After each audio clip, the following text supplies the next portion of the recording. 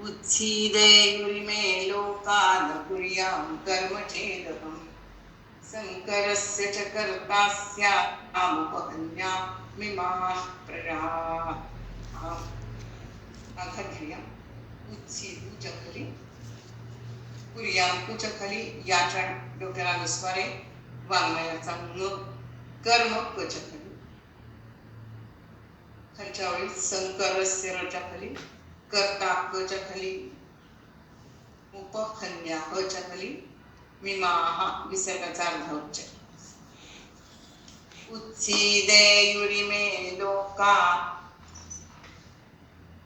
इथे थांबूया न कुर्यां कर्म चेदहम् शंकरस्य च कर्ता इथे थांबा उपहन्यामिमाः प्रजाः।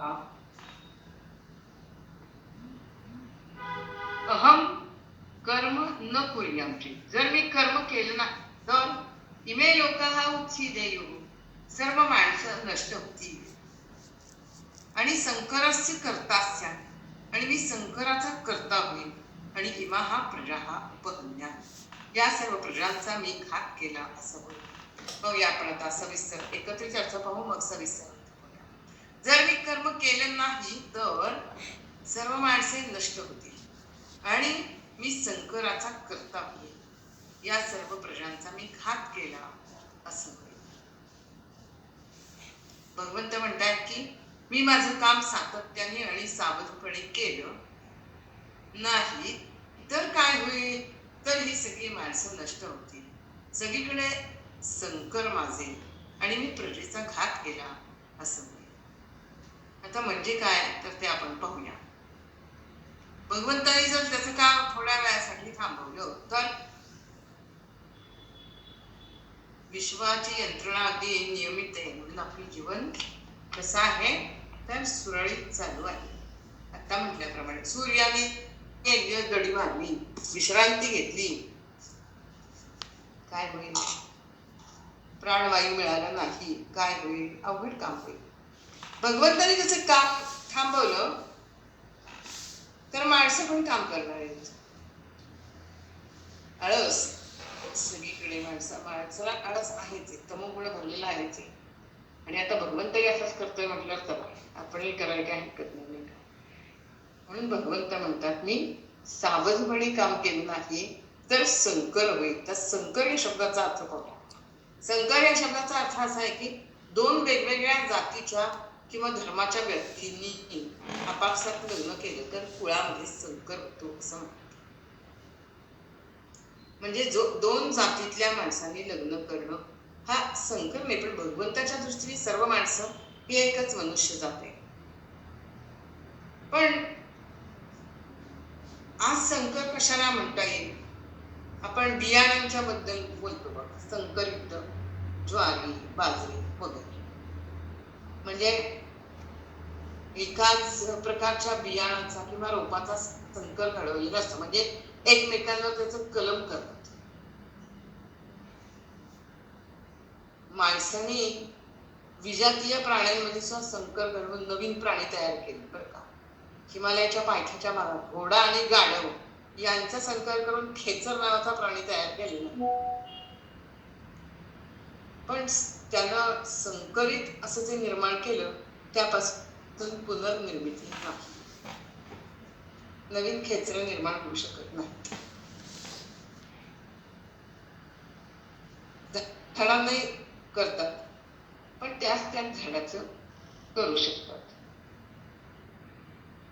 आपण सगळेजण भगवंताची अभिव्यक्ती आहोत आणि जसं आपण आपल्या घरामध्ये जबाबदारीने वागतो आपल्या आई वडिलांनी आपल्याला असं सांगितले की प्रत्येकाने जबाबदारीने वागावं नाही सावधपणे वागावं।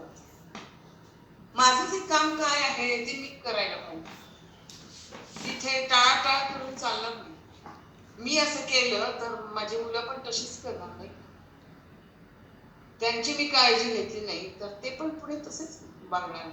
आपण त्यांना चांगल्या सवयी लावल्या नाही तर त्यांनाही लागणार नाहीत मग त्यांचं जीवन सुखी होईल का तर नाही होणार। आणि भगवंत हे तर सर्व शक्तिमान आहेत.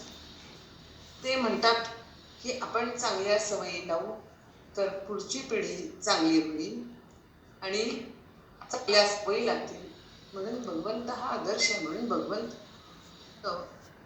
हे काय करताय की चांगल्या मार्गावरून नेण्याचा आपल्याला प्रयत्न करतात आणि तुम्ही त्या मार्गावरून चाला असं म्हणतात.